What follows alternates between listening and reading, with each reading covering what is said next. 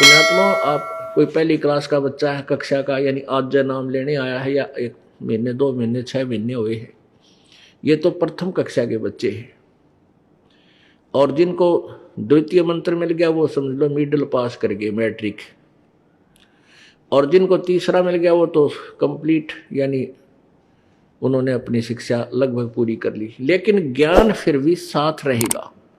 तो ये ज्ञान हम सभी को आराम से समझना चाहिए, और इस ज्ञान को जब तक आधार हम नहीं बना पाएंगे, हम कभी भी विचलित हो सकते हैं।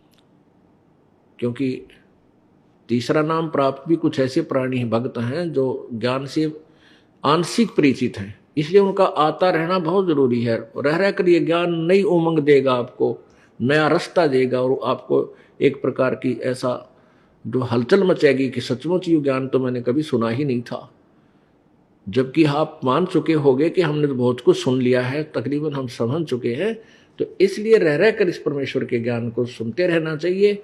और दूसरा कारण ये है कि जैसे हमने कपड़ा पहना है, नया कपड़ा पहना, मैला हो गया सारे दिन में, फिर शाम को अगले दिन धो लिया तो उज्जवल बना रहेगा। तो सत्संग रूपी सरोवर में और इस प्रवचन रूपी साबुन से इसको अवश्य साफ करवाते रहना चाहिए। ये धोबी घाट है आपके अंतःकरण को साफ करने का।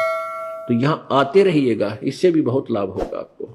तो उनके लिए एक नया चांदना होगा, जो पहली बार आए हैं उनको ज्ञान समझ में आएगा धीरे धीरे। तो ये बार बार आपको इसका आवर्ती कराई जा रही है, बार बार आपको रिपीट कराया जा रहा है। आपके कुछ दिनों में आपके उंगलियां बाज जाएगा ये तत्व ज्ञान। और फिर कोई और भी आपसे प्रश्न करेगा, आप आसानी से उनको समझा सकोगे, अपने बहन भाइयों को जो भ्रमित हैं, काल के जाल में फंसे हुए हैं। इसलिए आपको बार बार ये ज्ञान सुनाया जाता है, याद कराया जाता है।